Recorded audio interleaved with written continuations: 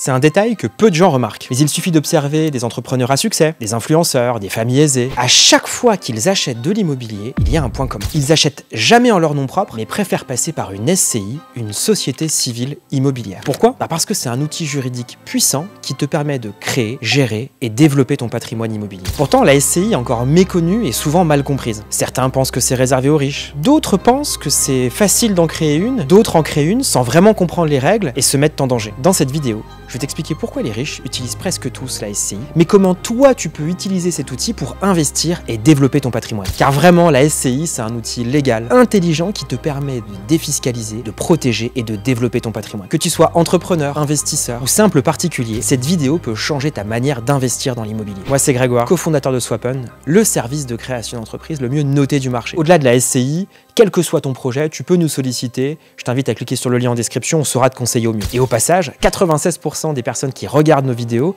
ne sont pas abonnées à la chaîne. Si tu veux nous soutenir et que tu aimes ce type de contenu, je t'invite à t'abonner, à cliquer sur la cloche et à liker la vidéo. Donc maintenant tu as compris, on va parler de la SCI. Et avant de t'expliquer pourquoi les plus grands utilisent ce schéma, il faut déjà comprendre ce qu'est exactement une société civile immobilière. On va regarder ça ensemble. Donc c'est quoi une SCI? C'est une société civile immobilière. Et donc c'est une société qui a pour objectif de détenir et gérer un patrimoine immobilier à plusieurs. Quand je dis à plusieurs, c'est qu'il faut au moins être deux pour créer une SCI. Ça peut être un couple, ça peut être des membres d'une famille, ça peut être des investisseurs, des amis qui veulent investir ensemble dans l'immobilier. Et au final, les associés ne vont pas détenir le bien immobilier en direct, mais vont détenir des parts sociales de SCI et c'est la société civile qui va détenir le bien immobilier. Donc au final, quand tu crées une SCI avec 3 amis, le pourcentage de détention du bien immobilier correspond plutôt à ton pourcentage de détention de la SCI. Si tu possèdes 30% de la SCI, tu vas posséder 30% du parc immobilier possédé par la SCI. Alors ce schéma est méconnu, c'est possible de créer une SCI quand on est seul, c'est lié à un montage de société. Alors déjà, ce que tu dois savoir, c'est que le fonctionnement de la SCI repose sur ses statuts. Dans les statuts, tu vas retrouver le nom de la SCI, l'adresse de la SCI, la répartition du capital et les apports réalisés par les associés, et différentes dispositions statutaires qui va réglementer la relation entre associés. Par exemple, on peut intégrer dans les statuts une clause de préemption qui fait que quand un associé veut vendre ses parts, les autres associés ont la priorité pour acheter ses parts. Et c'est pas un associé externe qui va pouvoir facilement rentrer dans la SCI. Ensuite, au-delà des associés qui vont composer le capital de la SCI doit avoir des gérants. Alors, un ou plusieurs gérants. Le gérant, c'est celui qui va diriger la SCI et qui va la représenter à l'égard des tiers. Alors ça, c'est super intéressant quand on veut monter un projet en SCI à plusieurs et qu'on va nommer un seul gérant qui va gérer la SCI et participer à la gestion du parc immobilier. Ensuite, le troisième point, évidemment, la SCI étant une société civile, tu vas devoir tenir une comptabilité et, selon les options fiscales, réaliser un bilan, un compte de résultat, une liasse fiscale. Bref, ta société va devoir tenir des comptes. Alors, contrairement à ce qu'on pense, créer une SCI n'est pas très compliqué, ça demande simplement de la rigueur. Et je te présenterai après les étapes de création d'une SCI. Et le dernier point à retenir pour bien comprendre ce qu'est une SCI concerne la responsabilité des associés. La SCI étant une société civile, ton patrimoine personnel est en jeu. Tu es en responsabilité illimitée. Ça veut dire que si demain tu contractes un prêt au nom de la SCI et que ta SCI n'est pas en capacité de rembourser ses échéances, c'est ton patrimoine personnel qui est en jeu. Il y a une limite à cette responsabilité, c'est que entre associés, vous n'êtes pas solidairement responsable. Ça veut dire que si je crée une SCI avec 3 amis et que j'ai un associé qui n'arrive pas à payer ses échéances, les 2 autres associés ne sont pas tenus de payer pour le 3e. Donc maintenant que tu as compris ce qu'est une SCI, voyons ensemble pourquoi ce schéma est utilisé par ceux qui veulent construire un vrai patrimoine. À mon sens, il y a 3 avantages à créer une SCI. Le premier, c'est que tu vas pouvoir gérer des biens immobiliers à plusieurs de façon claire et organisée. Si tu devais acheter un appart avec 3 personnes sans SCI, tu serais sous le régime de l'indivision. Ça veut dire que chaque personne posséderait une quote-part du bien immobilier acheté. L'indivision, c'est compliqué parce qu'il faut être tous les 3 d'accord sur tout. On ne peut pas nommer un gérant, comme dans la SCI, qui va pouvoir représenter la société à l'égard des tiers. Ensuite, s'il y en a un qui veut sortir du bien immobilier, il va falloir repasser devant un notaire, repayer des frais de notaire, bénéficier parfois d'une fiscalité peu intéressante pour faire en sorte que les 2 autres puissent racheter la part du 3e. Alors que des parts sociales de SCI peuvent se céder beaucoup plus simplement que lors d'une indivision d'un bien. D'ailleurs, pour répartir les pouvoirs entre associés, tu peux rédiger des clauses statutaires particulières ou tu peux même faire un pacte d'associés qui viendra compléter les statuts pour définir la relation entre chaque associé. Donc tu as beaucoup plus de flexibilité que l'indivision qui sous-entend que tout le monde doit être d'accord. Deuxième avantage d'une SCI, tu vas pouvoir développer ton patrimoine immobilier. Pourquoi? Et booster ta capacité d'emprunt en séparant ta capacité personnelle de la capacité de la SCI. Et donc au final, ton objectif de structurer un patrimoine immobilier et de multiplier multiplier les acquisitions sera beaucoup plus simple en SCI qu'à titre personnel. Pour te donner un exemple précis, tu achètes un bien avec une SCI à l'IS, à l'impôt sur les sociétés, je t'expliquerai après les caractéristiques. Concrètement, ces loyers encaissés vont être encaissés sur le compte de la SCI, et si tu veux ne pas toucher ces loyers personnellement, mais les réinvestir dans d'autres projets et utiliser ce cash flow pour emprunter auprès d'une banque et lever des fonds supplémentaires pour acheter d'autres biens, tu vas pouvoir le faire. Bref, tu vas pouvoir capitaliser tes revenus dans une SCI pour multiplier les acquisitions. Et troisième avantage, tu vas pouvoir transmettre ton patrimoine plus facile. Il y a la possibilité en SCI de transmettre part sociale à ses enfants, à ses ayants droit, avec des abattements fiscaux et avec un régime qui peut être plus intéressant dans certains cas qu'une détention en propre. Alors attention, tout n'est pas sans risque. La SCI comporte des pièges à éviter, surtout si on ne connaît pas bien le cadre juridique et fiscal. Le premier problème consiste à créer une SCI pour acheter sa résidence principale. C'est pas toujours le statut le plus adapté. Pourquoi ? Parce qu'en fait, tu vas devoir payer un loyer à ta SCI puisque tu es, entre guillemets, locataire d'une société civile immobilière qui va détenir ta résidence principale. Et si tu réalises ceci, tu vas payer potentiellement de l'impôt puisque tu vas verser un loyer à ta SCI. Peut-être que le financement sera plus complexe parce que tu vas acheter ta résidence principale, mais tu vas le faire via une société civile. Donc la banque pourrait impacter ceci sur les intérêts. Et surtout, lors de la revente, tu ne bénéficie pas de l'exonération de la plus-value sur la résidence principale. Et concrètement, un particulier qui possède sa résidence principale, qui fait des travaux, qui l'embellit et qui la revend beaucoup plus cher parce que peut-être que sur 10 ou 15 ans, le marché de l'immobilier est très porteur, la plus-value que va réaliser ce particulier ne sera pas du tout fiscalisée. Alors qu'en SCI, il y aura forcément une imposition sur la plus-value. Deuxième piège à éviter. Avant de créer ta SCI, tu dois solliciter les banques pour mesurer si le fait d'emprunter via une SCI au lieu d'emprunter à titre personnel impacte le taux d'intérêt. Certaines banques considèrent que la SCI à l'IS est une structure assimilée à une société commerciale et donc va appliquer des frais de dossier plus importants et un taux d'intérêt plus important. Le financement n'est pas toujours plus compliqué, mais parfois, dans certains dossiers, s'avère plus cher et plus complexe qu'un financement à titre particulier. Le troisième piège de la SCI concerne la TVA. Une SCI peut opter pour la TVA, mais attention, c'est pour 10 ans. On ne peut pas dénoncer l'option avant la 10e année. Et à part si tu loues de l'immobilier professionnel et que tu as beaucoup de travaux et que tu souhaites récupérer la TVA sur l'intégralité de tes travaux, c'est rarement la bonne option. Parce que tu vas te retrouver à devoir collecter de la TVA sur le loyer que tu encaisses. Donc au final, tu as moins dans la poche et tu as potentiellement assez peu de dépenses déductibles où tu vas pouvoir récupérer et déduire de la TVA. Avant d'opter pour la TVA, il faut vraiment que tu sois conseillé parce que dans de nombreux cas, c'est plus un désavantage et un problème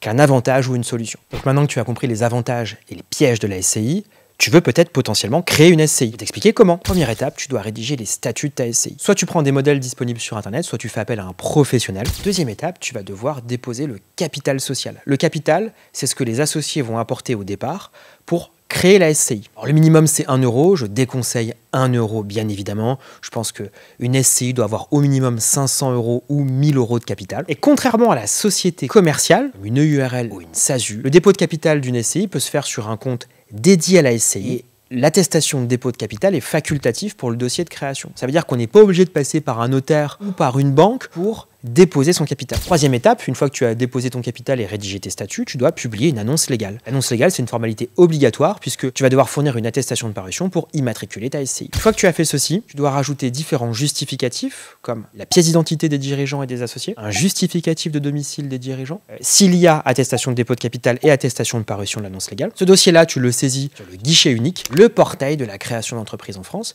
qui est géré par l'INPI. 72 heures après le dépôt à l'INPI, tu vas obtenir ton CABIS, la fameuse carte d'identité de ton entreprise. Alors combien ça coûte de créer une SCI? Tu peux faire appel à un notaire qui va peut-être te demander entre 1000 et 3000 €, un avocat ou un expert comptable qui est parfois un peu moins cher, aux alentours de 1000 € la SCI. Bref, tu as différents professionnels, tu as parfois des accompagnements qui démarrent à 200 € pour une SCI. Et à ceci, tu vas devoir rajouter des frais légaux, des frais de greffe et d'annonce légale. Et pour une SCI, j'en ai pour un peu plus de 300 €. Maintenant, ça y est, tu as immatriculé ta SCI. Et la suite, maintenant, c'est de la gérer. Comment gérer une SCI? Tout dépend de ton régime fiscal. Tu as deux options en SCI, l'impôt sur le revenu ou l'impôt sur les sociétés. Et selon le régime fiscal, la gestion va être différente. Le régime par défaut, c'est l'impôt sur le revenu. Une SCI est d'office à l'impôt sur le revenu et chaque associé paye de l'impôt sur le revenu directement sur sa quote-part de bénéfices lui revenant. Donc au final, la SCI en tant que telle ne paye pas d'impôt, ce sont les associés de la SCI qui payent de l'impôt directement. Et donc, si par exemple, la SCI réalise 10 000 € de recettes locatives et qu'elle génère 5 000 € de dépenses entre des frais de gestion, des intérêts d'emprunt,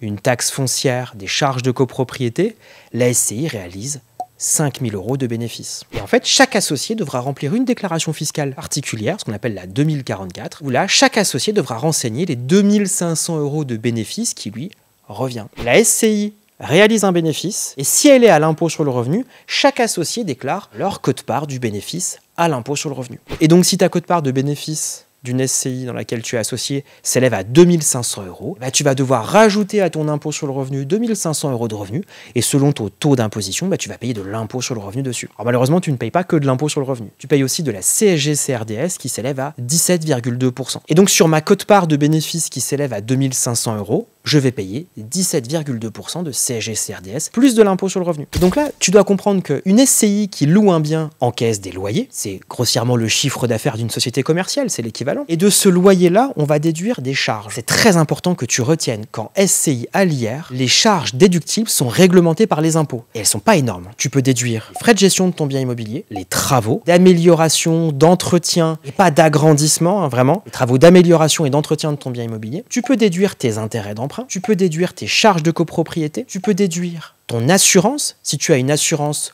propriétaire non occupant, parce qu'une SCI devra assurer les biens immobiliers qu'elle possède, même si elle n'y vit pas. Tu peux déduire ta taxe foncière, parce que la SCI va devoir payer une taxe foncière pour les biens immobiliers qu'elle possède. Bref, tu as une liste de dépenses qui sont déductibles et tu peux pas déduire plus. Le reliquat sera le bénéfice de la SCI qui sera imposé pour chaque associé. Et là, il y a un avantage qui est très intéressant. Si tu encaisses 5000 € de loyer et que tu as 15 000 € de dépenses, ta SCI est en déficit. On est à moins 10 000 €. Le déficit foncier sera impacté sur l'impôt sur le revenu de chaque associé. Et donc, si ta quote-part en tant qu'associé représente un déficit de 2500 €, cette fois-ci, tu vas pouvoir payer moins d'impôt sur le revenu imposable de 2500 €. Si je résume, quand une SCI à l'IR fait du déficit, ce déficit vient impacter tes revenus personnels et au final te faire payer moins d'impôts. Donc, si tu as prévu de faire des travaux et d'être en déficit, bah, tes travaux peuvent te générer une économie d'impôt. Par exemple, si tu fais 10 000 € de déficit et que ton taux marginal d'imposition c'est 30%, tu as 10 000 € de revenus imposables en moins et t'économises 3 000 € d'impôts. L'autre avantage, c'est que ton déficit, s'il s'élève à 30 000 € par exemple, ou 40 000 € parce que tu as fait beaucoup de travaux et tu as encaissé assez peu de loyer la première année, tu peux impacter ce déficit sur ton impôt sur le revenu. Il est plafonné à 10 700 € par an. Donc, si la première année, tu fais 40 000 € de déficit, tu ne pourras en impacter que 10 700 € sur tes revenus de l'année en cours. Par contre, le déficit que tu n'as pas utilisé, tu vas pouvoir le reporter sur les 6 années suivantes. Donc ça veut dire que pendant 6 ans, tu peux déduire 10 700 € de déficit foncier. Ça veut dire que si ton taux marginal d'imposition est 30%, tu peux économiser plus de 18 000 € d'impôt sur le revenu. Et s'il y a encore un reliquat, cette fois-ci, tu peux reporter ton déficit foncier jusqu'à 10 ans uniquement sur les revenus fonciers. Donc là, cette fois-ci, uniquement sur les loyers. Et bref, la SCI à l'IR permet d'utiliser ce concept du déficit foncier et donc d'économiser des impôts. Et dernier point à retenir au sujet de la SCI à l'IR et qui n'est pas des moindres, tu ne peux pas faire de location meublée avec une SCI à l'IR. Le meublé, c'est assimilé à une activité commerciale et une SCI à l'IR ne peut exercer qu'une activité civile. Tu ne peux surtout pas faire de location meublée. Alors il y a une tolérance jusqu'à 10% des loyers, etc. Mais globalement, ne te fais pas avoir parce que la requalification pourrait être dramatique en cas de contrôle. Donc là, tu as compris le premier schéma de la SCI à l'IR. Plutôt simple, extrêmement réglementé. Le deuxième schéma, c'est la SCI à l'IS ou à l'impôt sur les sociétés. Dans ce cadre-là, la SCI devient une société commerciale comme les autres, c'est-à-dire qu'elle va réaliser un bénéfice soumis à l'impôt sur les bénéfices ou impôt sur les sociétés. Pour rappel, l'IS, c'est 15% jusqu'à 42 500 € et 25% pour la partie supérieure. Donc, si ta SCI réalise 30 000 € de bénéfices, bah, elle va simplement payer 15% d'impôt sur les bénéfices. Il y a un tips que j'adore avec la SCI à l'IS, c'est la possibilité de faire un apport en compte courant d'associé sur le compte de la SCI. En fait, si personnellement tu as des économies, par exemple 20 000 €, tu vas faire un apport en compte courant d'associé, donc tu vas faire un virement de ton compte personnel vers le compte de la SCI de 20 000 €, et cet apport-là va servir à acheter un premier bien immobilier.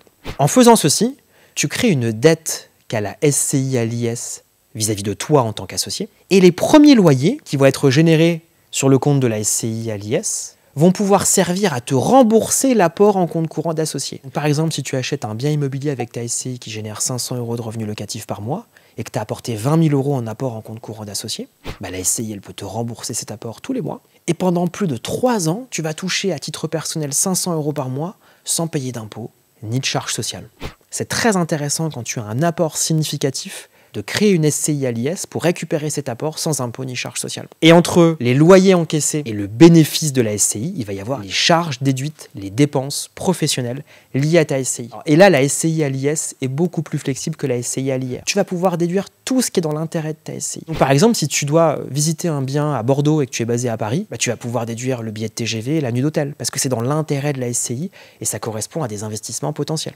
Tu peux acheter un véhicule de fonction, tu peux différentes dépenses professionnelles quand tu es en SCI à l'IS, à l'image d'une société commerciale. Et donc évidemment, l'objectif, ça va être d'avoir des frais et des déductions de tes loyers pour limiter l'impôt sur les sociétés. L'avantage d'une SCI à l'IS, c'est que tu vas d'une part pouvoir réaliser des activités commerciales, et donc cette fois-ci, la location de meublés pourra être réalisée en SCI à l'IS, contrairement à la SCI à l'IR. L'autre avantage, c'est que tu vas pouvoir déduire l'amortissement des biens immobiliers que tu vas acheter. Je rappelle ce qu'est l'amortissement. Par exemple, tu décides d'acheter un studio d'une valeur de 100 000 euros.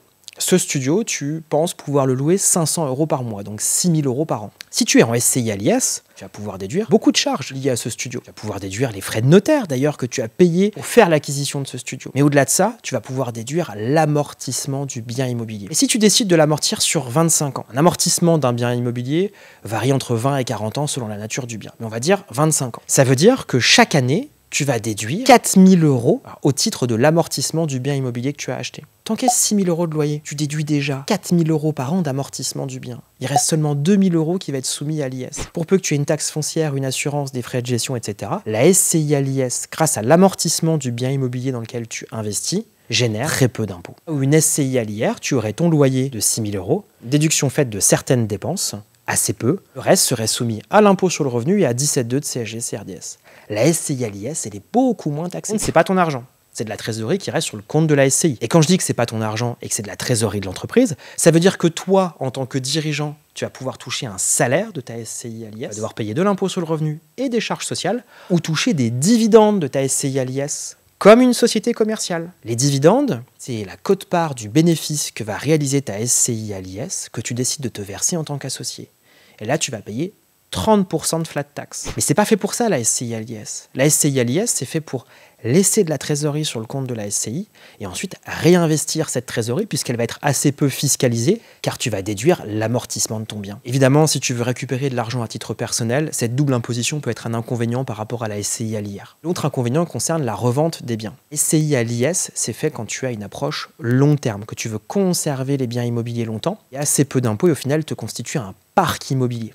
Par contre, si tu revends ton bien immobilier, tu risques de payer beaucoup d'impôts. Pourquoi? Prenons l'exemple de 100 000 euros. Tu amortis ton bien sur 25 ans. Donc tu déduis 4 000 euros par an. Au bout de 10 ans, tu veux revendre ton bien. Et le marché de l'immobilier étant porteur, tu as une offre à 120 000 euros. Quand tu choisis la SCI à l'IS, tu vas payer de l'impôt sur les sociétés sur la plus-value liée à la revente du bien que tu as acheté. Et malheureusement, le calcul de la plus-value ne se fait pas entre la valeur d'achat 100 000, la valeur de revente 120 000. Le calcul de la plus-value se fait entre la valeur nette comptable et la valeur de revente. Tu as acheté un bien immobilier 100 000 euros. Tu l'as gardé 10 ans. Tu l'as amorti de 4 000 euros par an, donc tu as déduit 40 000 euros d'amortissement. La valeur nette comptable est de 60 000 euros. Tu vends le bien 120 000 euros. Tu fais 60 000 euros de plus-value, soumis à l'impôt sur les sociétés. 15% jusqu'à 42 500 euros de bénéfice, 25% pour la partie supérieure. L'État ne te fait pas de cadeau à la revente. Ce que tu déduis en cours d'exercice, le repaye quand tu revends ton bien. Néanmoins, ça reste extrêmement intéressant, la phase de détention du bien, parce que le fait de ne pas payer d'impôts va te permettre de multiplier les investissements et générer des cash flows et lever de la dette plus facilement. Évidemment, qui dit SCI à l'IS dit comptabilité avec des comptes qui se rapproche d'une société commerciale, donc il faut un bilan, un compte de résultat, une liasse fiscale, faire appel à un expert comptable pour déléguer cette partie, parce que même si c'est pas obligatoire, tu dois être conseillé, tu dois gérer tes notes de frais, tu dois optimiser ta situation, et il n'y a qu'un expert comptable qui peut faire ça pour toi. Donc maintenant, je t'ai expliqué la différence entre la SCI à l'IR et la SCI à l'IS. Concrètement, quel régime fiscal choisir? Ça dépend. Si ton objectif, c'est d'acheter 1 ou 2 appartements, de toucher à titre personnel un complément de revenu, la SCI à l'IR est tout à fait pertinente, que tu vas pouvoir encaisser personnellement les loyers et certes payer de l'impôt sur le revenu sur le bénéfice et de la CSG, mais globalement c'est de l'argent que tu vas toucher personnellement. Là de ça, si tu as beaucoup de travaux à réaliser, que tu veux générer du déficit foncier, je t'ai expliqué ce schéma précédemment, la SCI à l'IR est le seul statut qui te permet d'imputer le déficit d'un bien immobilier sur tes revenus personnels. Concrètement, si aujourd'hui je devais acheter des biens immobiliers avec beaucoup de travaux, je le ferais dans une SCI à l'IR. Donc tu as compris que la SCI à l'IR te permet de toucher des revenus complémentaires. Non, la SCI à l'IS, pour moi, c'est un un excellent statut, permet à des entrepreneurs d'avoir une logique d'investissement cumulatif. Considère que la SCI à l'IS, c'est un peu un fonds d'investissement, c'est une boîte à part, une fiscalité à part. Tu vas acheter un premier bien, et tous les revenus de ce bien-là vont rester dans la SCI à l'IS, avec assez peu d'impôts. Et l'avantage, c'est que la trésorerie de ta SCI, tu vas pouvoir l'investir dans d'autres biens immobiliers et avoir une logique de parc immobilier et de développement patrimonial. Forcément, si tu amortis ton bien sur 20 à 30 ans, tu vas quasiment pas payer d'impôts pendant toute la durée de détention. Et donc si ton objectif, c'est de ne surtout pas vendre tes biens immobiliers, mais de te créer des revenus passifs dans la durée, et qu'un premier bien en finance un deuxième, et qu'un deuxième bien en finance un troisième, etc., pour moi, il n'y a pas mieux que la SCI à l'IS, et je déconseille la SCI à l'IR dans ce cadre-là. En clair, IR si tu veux du cash maintenant, IS si tu veux vraiment faire grossir ton patrimoine immobilier. Donc maintenant, je t'ai parlé de la SCI à l'IR et à l'IS. Et donc, si tu es entrepreneur, la SCI peut devenir un véritable levier de stratégie patrimoniale. Rappelle-toi, en introduction de la vidéo, je t'ai dit qu'il fallait être 2 pour créer une SCI et que certains entrepreneurs peuvent utiliser un montage pour créer une SCI tout seul. Comment? En ayant pour associé de la SCI que tu vas créer ta société d'exploitation ou ta holding. Tu as une personne morale, donc une société que tu détiens, et qui va être associée de la SCI avec toi en tant que personne physique. Je possède une SARL, je veux créer une SCI, je vais mettre moi en associé et mon SARL, tout simplement. Quand tu fais ça, tu vas pouvoir bénéficier du régime Murphy, et donc le bénéfice que va réaliser ta SCI, tu vas pouvoir le remonter dans une société holding en ne payant quasiment pas d'impôts. Tu as 95% de la remontée de dividendes de la SCI vers la holding qui est exonérée de l'impôt, et seulement 5% de la distribution de dividendes soumis à l'impôt sur les sociétés qui s'élève à 15% ou 25%. Et en plus de ça, si ta société d'exploitation ou ta holding génère des cash flows ou a de la trésorerie, tu vas pouvoir apporter cette trésorerie sur le compte de la SCI. Et donc, un entrepreneur qui possède une société qui génère des revenus va pouvoir utiliser les revenus de cette société pour les remonter dans une holding et les redescendre dans une SCI. L'avantage de faire ceci, c'est que tu vas avoir l'apport pour investir dans l'immobilier sans payer d'impôts ni de charges sociales, puisque ce n'est pas toi en tant que personne physique qui réalise cet apport, mais c'est ta société. Pourquoi les entrepreneurs créent des SCI via des holdings? Pour investir sans payer d'impôts ni de charges sociales, pour décupler leur capacité d'investissement, compléter cet investissement par un financement bancaire pour utiliser l'effet de levier. Et pourquoi on crée tant de SCI à l'IS? Pour ne quasiment pas payer d'impôts sur les loyers, que le premier appartement, que le premier immeuble, t'en finances un deuxième, un troisième, un quatrième, etc. Jusqu'à arriver à un niveau où ta SCI permet d'envisager des revenus passifs, où le gérant de SCI va simplement toucher du salaire ou des dividendes grâce à ses revenus passifs. Évidemment, il faut commencer petit, prendre 10, 15, 20 ans de se constituer ce patrimoine. Mais l'avantage, c'est que pendant toutes ces années, tu ne paieras quasiment pas d'impôts. Donc pour conclure, la SCI, c'est un outil juridique simple, mais puissant pour constituer un patrimoine immobilier. Mais évidemment, pour réussir à développer son patrimoine en SCI, il faut comprendre ses règles. Et avant de penser à créer un groupe de sociétés, pense déjà à créer une structure opérationnelle qui génère des cash flows pour ensuite créer une holding et une SCI. C'est sur cette base que tu pourras te constituer un patrimoine immobilier qui va te générer des revenus passifs. Et donc la première étape, c'est l'entrepreneuriat et la création d'entreprise. Et ça tombe bien, Swap'n est là pour t'accompagner lors de cette première étape. Et donc si tu souhaites lancer ton entreprise et que tu as des questions concernant le choix de la forme juridique, fais une demande sur le lien en description, on te rappelle en moins de 5 minutes et tu échanges avec un expert en création d'entreprise. Si cette vidéo t'a aidé, pense à t'abonner, à la partager autour de toi. Je suis sûr que tu connais un ami qui veut se lancer dans l'immobilier.